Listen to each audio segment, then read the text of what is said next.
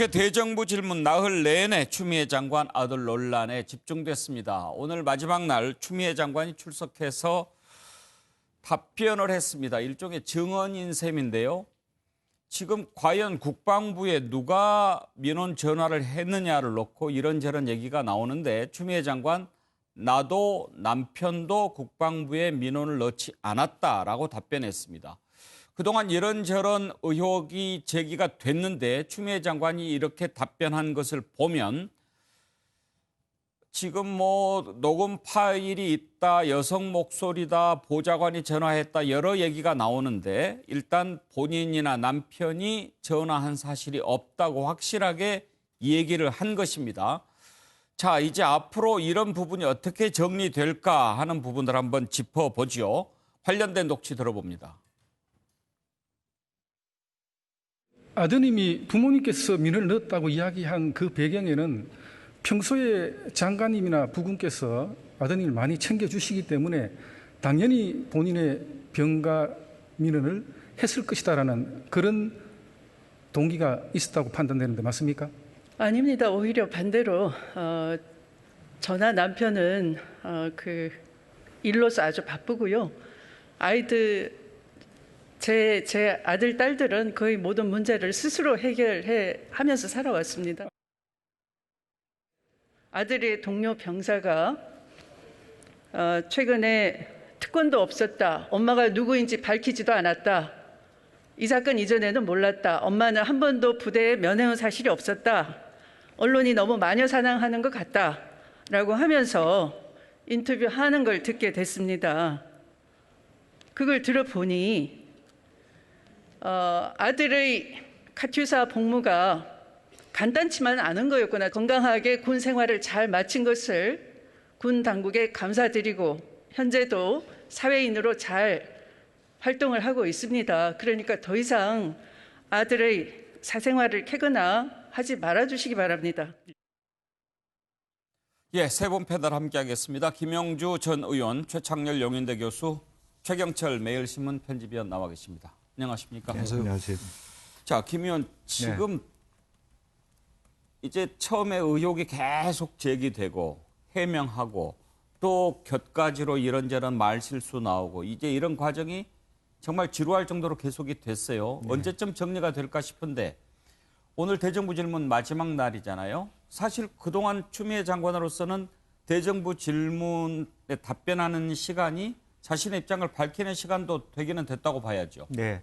우선은 뭐 그전에 비해서 추미애 장관의 말하자면 태도가 상당히 많이 달라졌고요. 진지하게 어쨌든 성의 있게 답변하려고 노력했다는 것은 이 대정부 질의 과정에서 또 대정부 질의 전날 국민들에 대한 뭐 마치 그 자기 입장문을 내듯이 하면서 좀 조심스러운 입장을 냈고요. 어쨌든 대정부 질의에 결정적인 한 방은 없었습니다. 야당의 결정적인 한 방은 없었습니다만 하나 둘 여러 가지 의혹에 대해서 추 장관 본인의 답변에 의해서 상당히 많이 진실에 접근해가는 어떤 진실 게임에 접근해가는 모습을 보이고 있다고 보여지고요. 어쨌든 6월 14일 민원에 대해서 최소한 추 장관은 본인은 하지 않았다. 또 본인 남편도 할 겨를이 없었을 것이다. 다만 아들이 미루어 그런 얘기를 했을 수도 있다. 뭐 이런 정도였던 것 같은데 그 반면에 뭐 신은식 의원 같은 경우는 어쨌든 6월 14일권만 갖고 보더라도 말하면 콜센터에는 없지만 녹취 파일이 메인 서버에는 있다. 그 서버에 의하면 여자 목소리가 났는데 그 전화를 건 사람은 남편 이름으로 돼 있다. 이렇게 정리가 돼 있기 때문에 이거는 완전히 서로 다른 문제 아닙니까? 그래서 이것은 동부지검에서 빨리 조사를 통해서 밝혀야 될 부분이다라고 하는 것이고요. 또 실제적으로 말하자면 본인 아들 스스로가 모든 문제를 해결했으나 어쨌든 어제 오늘 보도에 의하면 여러 가지 기록이 들쑥날쑥하다는 지점 그리고 25일 날 밤에 전화를 받고 누군가 찾아왔을 때 그것은 누가 했느냐 하는 어떤 야당의 공소에 대해서는 답을 해야 되는 그런 과정에 있다 보여집니다. 예, 국방부가 녹음 파일까지 찾아냈다고 하는데 추미애 장관이 나나 남편이 전화한 적이 없다고 얘기한 것. 최창렬 교수께서는 어떤 의미를 두십니까? 원래 이제 그 통화 기록은 3년 있으면 삭제되는 걸로 되어 있는데 지금 말씀하신 것처럼 국방부 서버에는 그게 남아 있다라는 거거든요. 그러니까 6월 중순경에 그 14일 전후로 해서 통화한 기록이 한 1,500건 정도 남아 있다는 거예요. 통화 녹취 파일이죠. 예. 이제 그렇다면 그게 어쨌든 간에 지금 면밀히 조사를 하고 있고 검찰에서는 생각보다 시간이 그렇게 오래 걸리지 않는다라고 얘기하고 있거든요. 그렇다면 추미애 장관이 일관되게 얘기했던 것은 본인이 전화한 적은 없다라고 얘기했고 오늘 말고 남편에게 물어볼 형편이 아니었다라고 그랬는데 오늘은 얘기가 바뀌었단 예. 말이죠. 남편과 자신이 전화하지 않았다라고 한 걸로 봐서는 전화하지 않은 걸로 보여집니다. 예. 뭐 나타날 텐데요. 나타날 텐데 과학에서 나타나는 예. 것이기 때문에 문제는 이제 14일 날하고 21일 날 14일이 1차 총원휴가 마지막 날이잖아요. 그다음에 2차 총원 휴가 마지막 날이 23일이었고 그다음 휴가가 끝나는 게 27일이었잖아요. 다 이제 알려진 사실인데 추 장관 부부가 전화 안 한 거는 이제 추 장관 말에 의해서 어느 정도 신빙성이 가는 것 같고 말이죠. 근데 어쨌든 보좌관이 그러면 연 3번 전화를 했다라는 그런 보도가 지금 많이 나오고 있어요. 네. 14일 날, 21일 날, 그리고 25일 날 전화했다라는 거거든요. 이게 지금 이제 보좌관이 전화한 걸 어떻게 봐야 될 것이냐 문제. 물론 이제 휴가를 전화로 연장할 수 있다. 이건 이제 국방부에서 얘기를 하고 있는 건데 그런 사례도 많았다라는 거 아니에요? 단지 전화를 해서 휴가를 연장하는데 본인이 전화하는 것이냐 아니면 이제 엄마의 부하가 전화하는 것이냐 약간 다르게 느껴지는 거예요. 그 부분이 이제 수사의 대상일 수 있는 거죠. 또 하나가 전 결정적으로 이제 밝혀져야 될 부분이 25일 날 그 당직사병 현 씨라고 알려져 있는 예. 분. 그분이 전화를 했다는 거 아니에요? 서 씨에게. 네. 보니까 23일 날이 휴가 귀대 날인데 병가의 마지막 날인데 25일 날 보니까 안 와 있더라.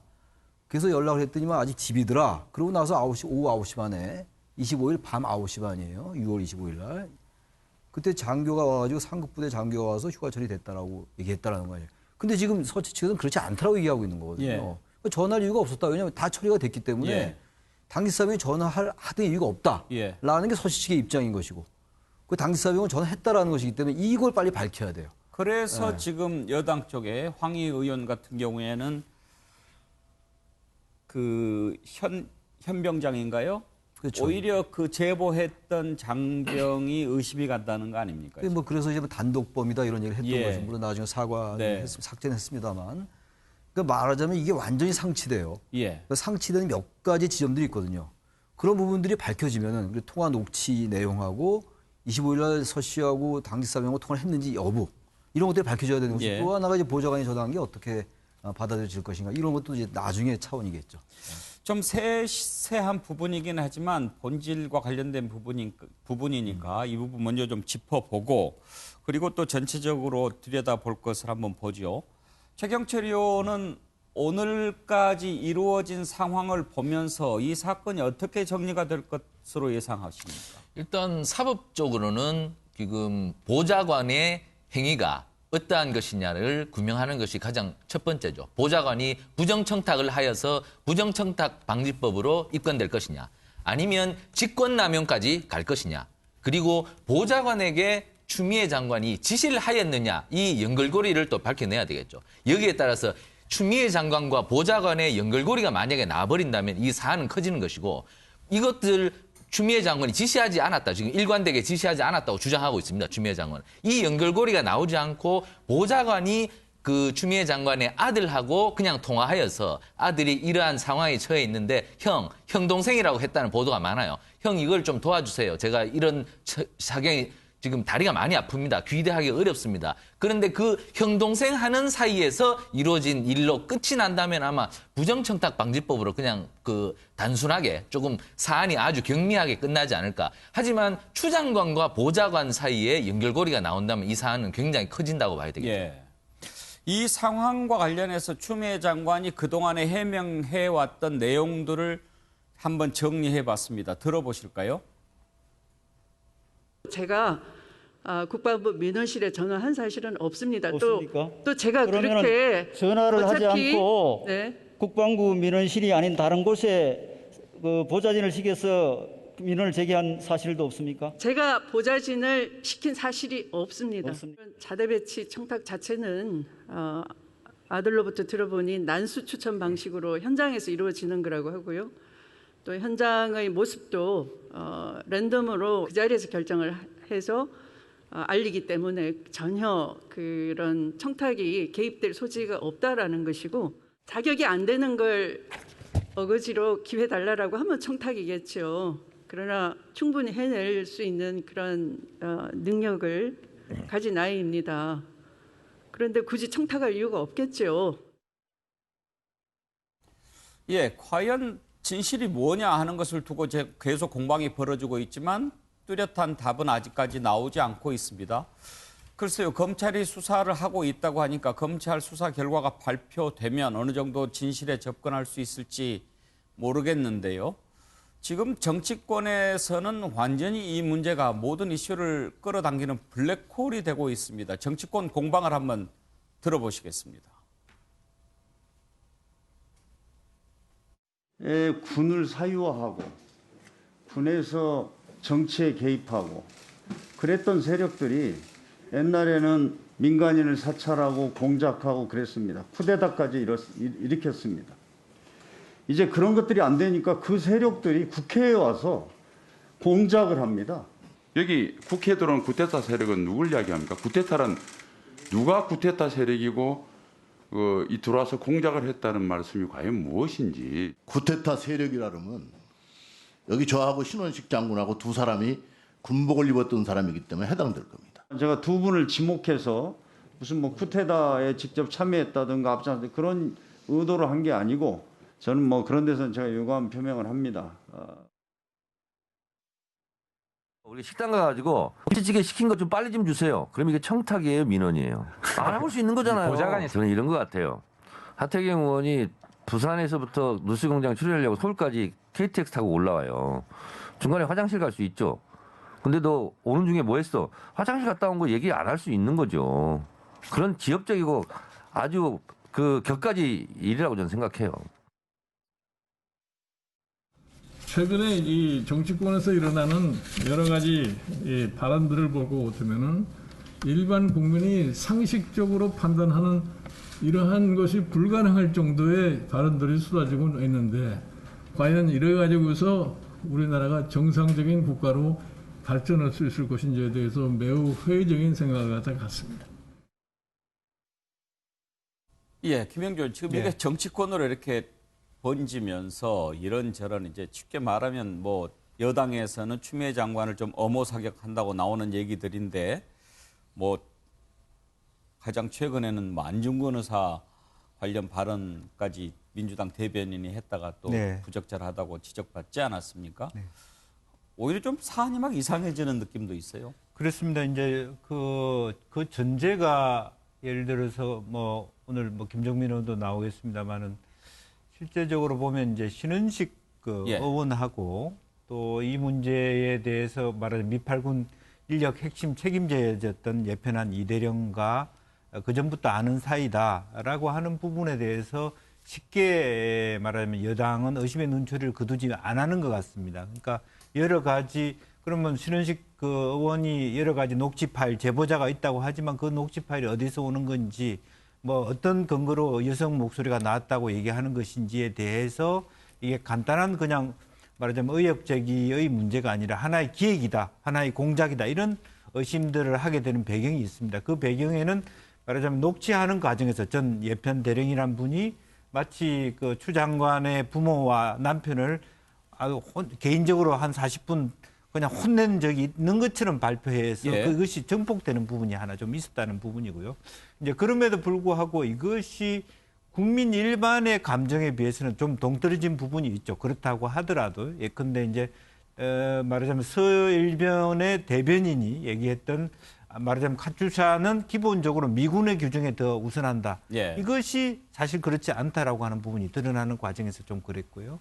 또 기본적으로 여러 가지 말하자면 카톡이라든지 어떤 그런 부분에 대해서 얼마든지 말하자면 요양 그 심사를 받지 않아도 휴가 연장이 가능하고 그 과정에서 전화나 전신, 전보라고 하는 차원을 카톡까지 이어서 새로 이제 장관 후보가 되는 부분까지 이제 논의하기에 이르렀기 때문에 과연 그것이 현실적으로 법적으로는 맞다 하더라도 적용되고 있느냐. 그런 적용을 추 장관 아들에게는 그렇게 형용했지만 다른 장변한테 하태경 의원이 질의했던 것처럼 적용된 바가 있는가.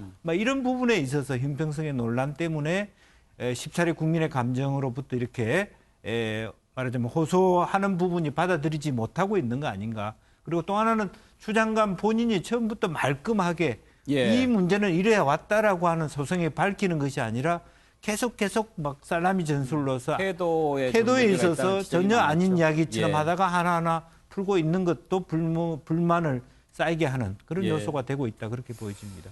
그래요. 최 교수님 지금 여당에 이렇게 과잉 발언 나오고 그러는 것은 여당에서는 이 사안을 추 장관 아들 논란의 어떤 그 문제보다는 이게 진영 대결로 번져가고 있다. 그런 인식을 하고 있기 때문이라고 봐야겠죠. 저는 그렇게 생각을 합니다. 그렇지 않고는 지금 이제 민주당 의원들의 발언들이 잘 납득이 안 가잖아요. 많이 납득이 안 가죠, 사실은.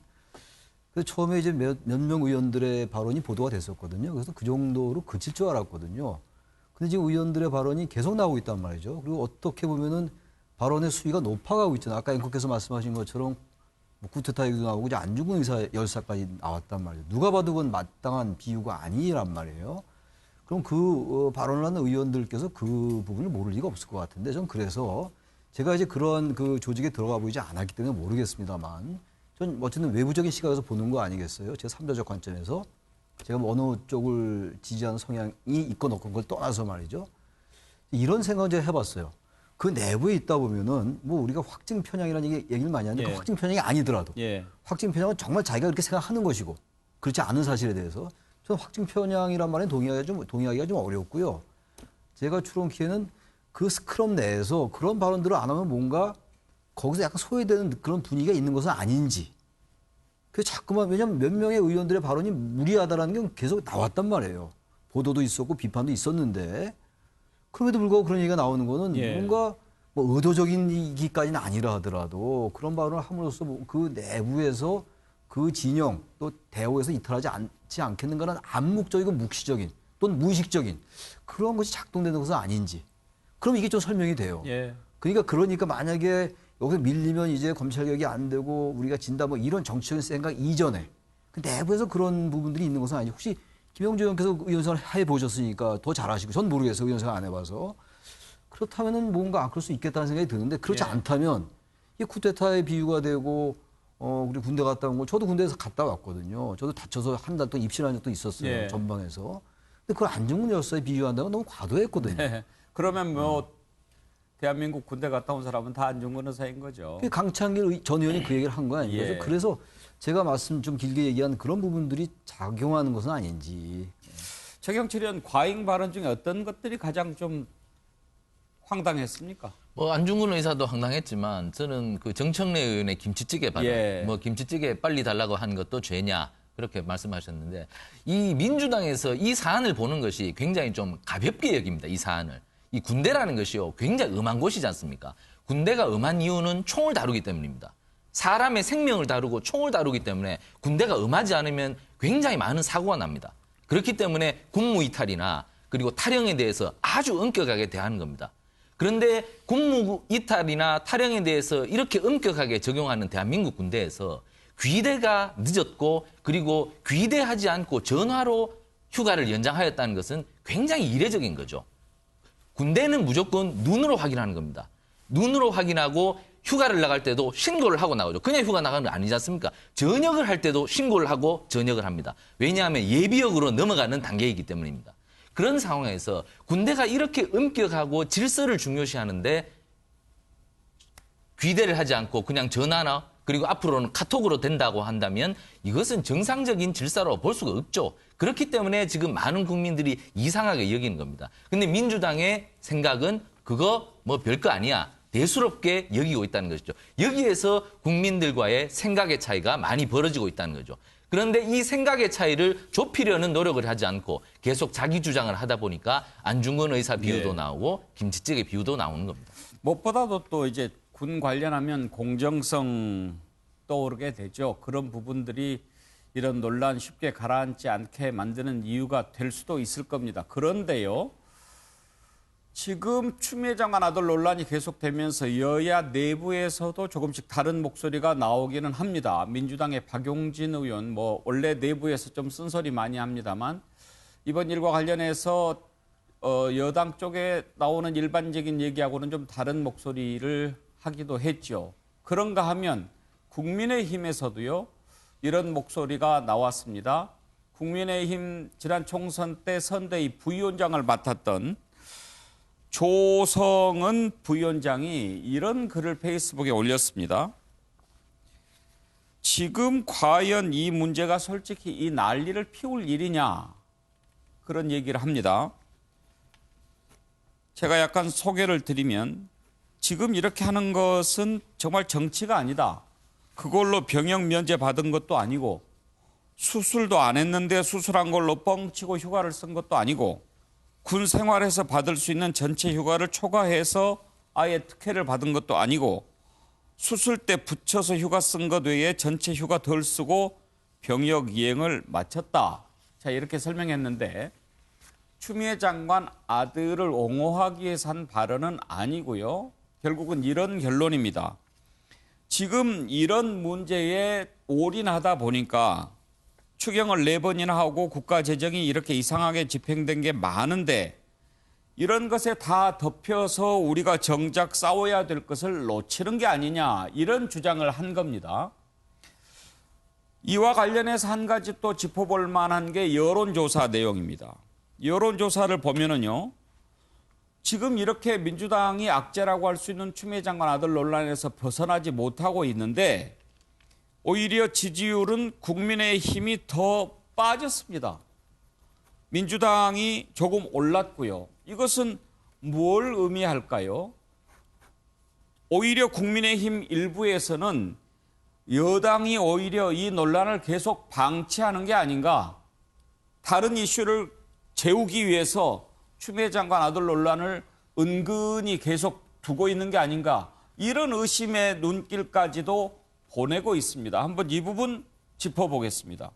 최창렬 교수님, 지금 조성은 부위원장 주장하는 것이 그런 내용이거든요. 네, 전 야당도 이때쯤 한번 좀 돌아올 필요는 있다고 생각해요. 제가 무슨 말씀드리려 하냐면, 지금 이제 여러 논란이 워낙 많이 제기됐잖아요. 우리 진실공방의 양상이라는 말씀들 많이들 하고, 그렇다면 일단은 검찰이 지금 수사를 하고 있단 말이죠.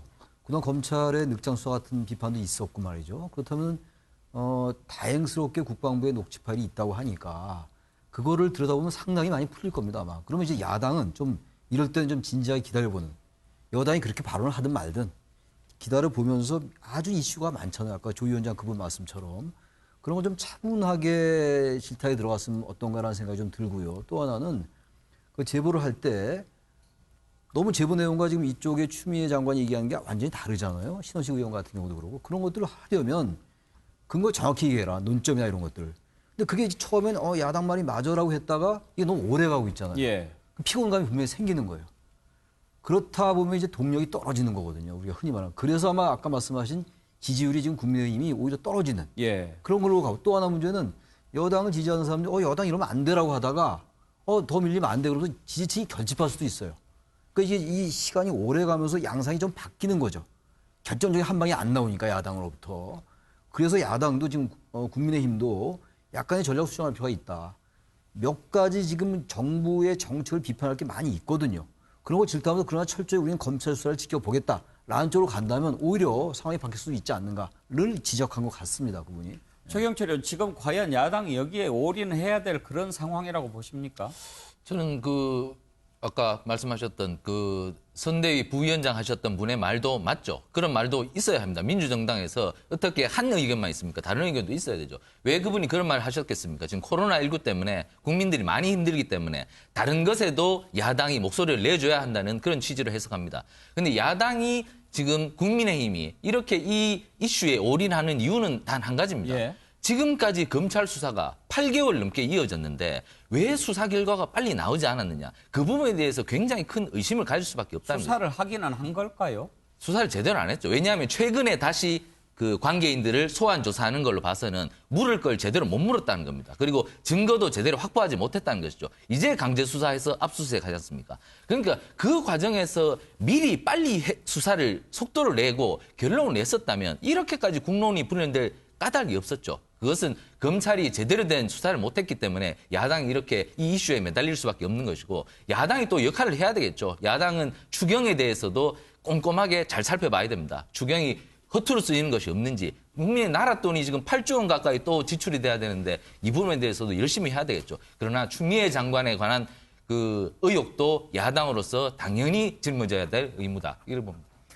예, 지금 검찰 수사를 놓고도 여야가 또 검찰을 보는 시각이 다릅니다. 야당은 검찰이 수사를 제대로 하지 않고 있다고 비판하고 여당은 검찰이 수사를 해놓고 결과를 발표하지 않으면서 이 사건을 계속 키우고 있다고 의심하기도 하는 그런 상황입니다. 주호영 원내대표 지난번에 결정적 제보가 있다고 했는데 이런 것 빨리 공개해서 정리하면 더 쉽게 정리되지 않을까 그런 생각도 드는데 그때 당시 발언 한번 들어보실까요? 저는 추미애 장관 못지않게 대통령도 너무 잘못하고 있다고 보는 겁니다. 지금 난장이 된 검찰 인사도 최종 결재권자는 대통령이니까 네. 대통령의 여사라고 보고 있고요. 대통령이 결단을 하셔라라고 할 만큼 더 결정적인 어떤 추가 제보가 또 있습니까? 제보들이 저희들에게 많이 들어오고 있어요. 그런데 이제 제보가 있다 그래서 저희들이 함부로 할 수는 없고, 예. 그것이 진실인지 아닌지 검증도 해야 되고 이런데 이런 일에 붕괴하는 분들이 이런저런 자료를 보내오는데 그 여러 가지 제보 중에 결정적인 게 있어요? 가지고 계신 것 중에? 그거는 있습니다. 김영준, 여야가 서로 이렇게 싸울 때요. 좀 전략적으로 싸우지 않습니까? 네. 그러면서 이렇게 해서 어느 정도까지 가지고 가는 게 이익일 거다, 유리하다 이렇게 판단할 건데 지금 이렇게 계속 길어지면 여야 어느 쪽이 유리할 것 같습니까? 사실 지금으로 보면 사실은 뭐 합리적이다 아니다를 떠나서 여당이 유리한 싸움으로 된 거죠. 여러 가지 피로감을 가져다 줌으로써 다 귀찮다 국민들 입장에서 지금 이런 집중력을 가질 수 없는 거잖아요. 마음 둘 곳이 없어서 그야말로 온천지가 트로트에 그냥 한다는 것은 그것도 사회병리적인 현상의 한 상황이거든. 경제는 어려워지고 좋은 뉴스 하나도 없는데 계속 대정부 질이 내내 추미애만 갖고 하는 부분에 있어서 그리고 또 하나는 정확한 뭐 선택을 잘했는지 못했는지 모르지만 여당이 굉장히 강한 목소리를 내므로 인해서 실제적으로 그럼 야당이 뭔가 특별한 것도 없는 거 아니냐 이런 어떤 생각을 갖게 하는 부분도 있고요. 또 하나는 본질적으로 지금 이 말하자면 사회 경제적인 측면에서 야당이 지니고 있는 선택적 말하자면 지원이라고 하는 것이 국민들이 다 선호하는 부분이냐.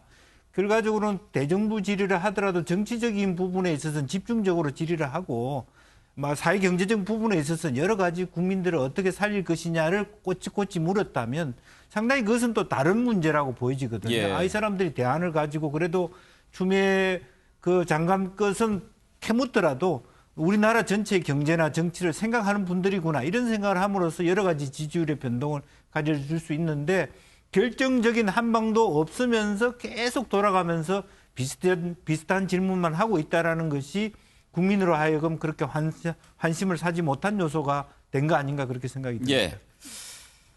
이 추미애 장관 아들 논란의 부동산 대책 거기에 또 김홍걸 의원 재산 누락 의혹 총선에서 압승을 거둔 민주당이 불과 몇 달 만에 이렇게 계속 악재에 휩싸이는 이유는 뭘까요?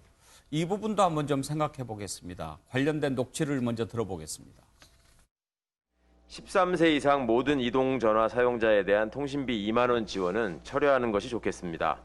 취약계층에 두텁게 지원하자는 취지에 어긋날 뿐만 아니라 보편적 지원이라는 측면에서도 실질적인 효과가 의심스럽고 국민의 돈을 갖고 정부가 선심을 쓴다는 비판을 받을 수 있기 때문입니다. 후보 등록 당시에 10억 원 상당의 이분은 분양권을 누락을 했어요. 네. 근데 김 의원의 해명은 재산 관리를 직접 하지 않았기 때문에 몰랐다. 그러니까 한 분은 본인의 실수다. 한 분은 보좌진 내지는 배우자의 실수다. 뭐 이런 식으로 얘기하는데 그거 다 그냥 뭐 구실이고요. 그러니까 솔직히 부부 사이의 재산이라고 하는 거는 서로 이제 더군다나 이렇게 재산 신고했을 때는 명확하게 밝히는 게 맞을 거고 그렇죠. 분양권이 재산이 아니라는 거를 너무 상식이 없으신 분이 아닌가 뭐 이런 생각도 좀 들고. 예, 민주당에 왜 이렇게 악재가 계속 쌓이는가 짚어볼 텐데 그 전에 최창렬 교수님 지금 두 사람 녹취를 들어봤는데요. 다 열린민주당 사람들입니다. 그렇죠. 네. 최강욱 대표 또 김진애 의원. 뭐 어떻게 봐야 됩니까? 열린민주당이 민주당과 노선을 바꾸겠다는 겁니까?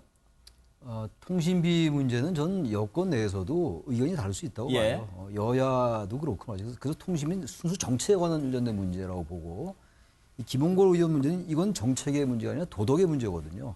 영역이 전혀 다른 거죠. 지금 이제 두 가지 이제 화면에 나왔는데 김홍걸 의원 건도 그렇고 최근에 윤미향 의원의 그 문제 예. 계속 이제 기소가 됐지 않습니까? 이런 것들을 과연 국민이 어떻게 볼 것인가를 민주당이 정말 성찰할 필요가 있다고 생각해요. 176석이라는 압도적 의석을 얻었잖아요. 여러 가지 이유가 있겠습니다만 통합당이 그 당시 통합당이 너무 수구적이고 냉전적이었잖아요. 그런데 힘입은 바 크다. 뭐 다들 지적한 바고. 그렇다면 지금 해야 될 것은 정말 도덕과 공정과 정의를 다시 한번 돌아봐야 돼요. 추미애 장관권도 어떻게 결론 날지 모르겠습니다만 적어도 많은 국민들은 적어도 중도 지대에 있는 국민들은 뭔가 지금 집권 세력이 과거 같지 않다. 예. 촛불로 집권했을 때 그런 어떤 그 질박함이라든지 그런 당당함이라든지 정의로 이런 건 조금 희석된 것이 아닌가라는 게 공통적 인식이라고 저는 생각합니다. 다른 사람은 생각하지 그렇게 생각 안 할 수도 있는데 그런 거 다시 돌아봐야 되는 것이고 김홍걸 의원 같은 경우, 윤미향 의원 같은 경우도 그렇고 말이죠. 뭔가 이상하잖아요. 배우자의 실수다. 이거 주로 나오는 메뉴인데 되게 의원들이라든지 이런 데서 분들이 이런 부분들 돌아봐야지 다시 국정 동력을 얻을 수가 있다라고 생각을 합니다. 최경철 의원 보시기에는 여당에 왜 이렇게 악재가 계속 쌓이는 것 같습니까? 촛불로 집권한 정부가 함정에 빠진 것입니다. 너무 자신만만했죠. 촛불로 전폭적인 지지를 받고 정권을 잡았기 때문에 굉장히 자신만만했고 무언가를 해야 되겠다는 강박감이 어깨에 짊어지고 있죠. 그렇기 때문에 빨리 하고 거칠게 하고 무언가를 아주 큰 걸 하려고 자신만만합니다. 거기에서 실수가 생기는 거죠. 인간은 실수할 수 있거든요. 왜냐하면 인간은 컴퓨터가 아니기 때문입니다. 그러니까 집권 세력이 나도 실수할 수 있다는 걸 생각하고 그래서 협치라는 얘기가 나오지 않습니까? 다른 사람 의견 하나 더 구하면 내 의견이 좀 더 부풀어 오를 수 있고 탄탄해질 수가 있거든요. 그런 의미에서 민주당이 너무 자신만만해하지 말고 야당과도 한번 대화해보고 야당과도 한번 의논해보고 그리고 다른 세력과도 한번 손잡고 어깨동무하고 얘기를 나누면 좀 더 이런 실수가 좀 더 줄어들지 않을까. 추미애 장관도 처음에 나와서 이러이러해서 이러이러했다고 솔직히 말했으면 이렇게까지 오지 않았습니다. 그런데 너무 국민들을 얕보고 야, 이거 뭐 실수 없어. 괜찮아. 내가 똑똑하니까 괜찮아. 이렇게 하다 보가 결국 이만큼 커졌지 않습니까? 저는 집권 세력이 조금 더 겸손해지고 국민들과 함께 좀 더 눈높이를 낮춰본다면 국민들의 눈높이에서 국정을 잘 풀어나갈 수 있지 않을까. 저는 이렇게 생각합니다. 김영주 의원의 시각은 어떻습니까?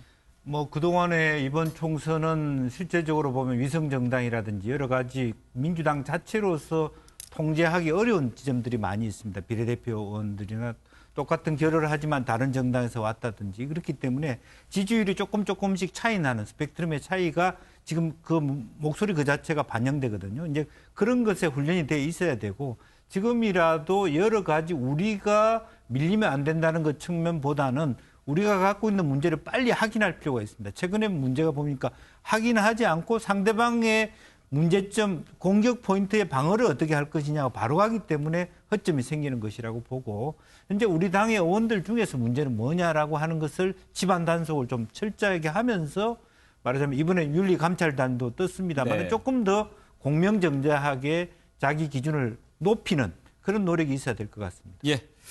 오늘의 이슈 여기까지 하겠습니다. 세 분 수고하셨습니다. 감사합니다.